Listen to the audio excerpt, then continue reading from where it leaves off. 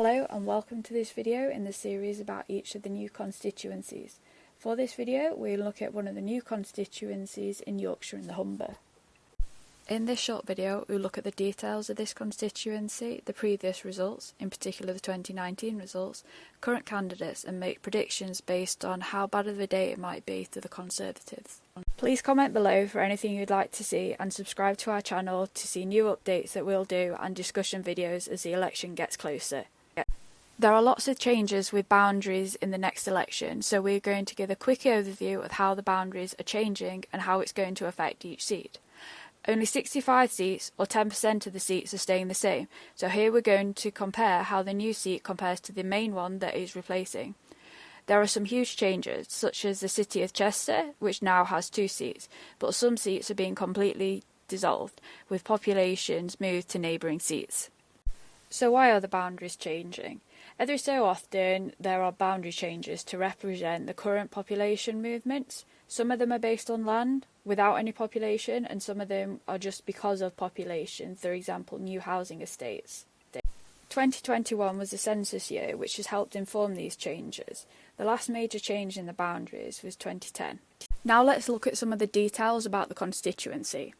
There are 8 regions in England, with Scotland, Wales and Northern Ireland on a country basis. There are 32 seats in Wales, 57 in Scotland, 18 in Northern Ireland and an average of 60 in each of the English regions. The population can vary hugely. The highest is nearly 152,000, which is in Birmingham Ladywood, while the lowest is less than 27,000, which is in the Western Isles of Scotland, which also has the lowest electorate at 21,000. The average population is 103,000 and the average electorate is 73,000. The largest area is the most northerly mainland seat, which is Caithness, which is nearly 12,000 kilometres squared, or approximately 100 times the size of Manchester. The average is 380, while the smallest is only 6.8. The average percentage of the 16 to 49-year-olds is 41%, with the highest in Leeds Central and the lowest in North Norfolk, which also has the highest 65+. The average 65+ is 38%, with the minimum at 15%, which is in the area around Canary Wharf. Density averages nearly 1,400, with the highest in Bethnal Green and the lowest in Caithness. There is no boundary change, so it's as you were. When we're looking at the winner in 2019, it's a bit more relevant to the seats that are now made up from multiple old seats. Nevertheless, this is the result from 2019, with the winner and whether the seat was held or it changed. Here are the winning party and those that came second, and also the majority. The size of the majority is key when considering how this seat might change. Maybe not so much when there's a big Labour majority or Lib Dems, but for pretty much any Conservative seat, it's possibly not considered safe, bar a very extreme few. The same for the SNP.